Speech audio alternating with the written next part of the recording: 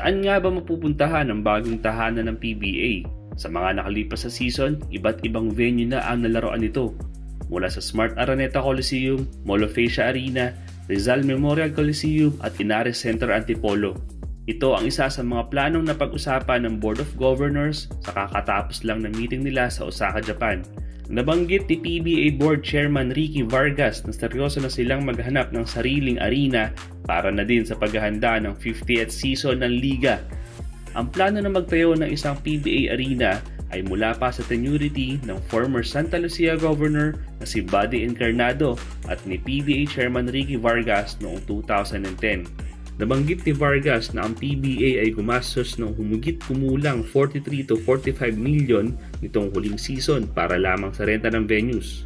Ayon kay Marshall, naghahanap na sila ng properties na may laking 2 hanggang 3 ektarya ang laki dito sa Metro Manila pero hindi pa nila babanggitin ang eksaktong lokasyon.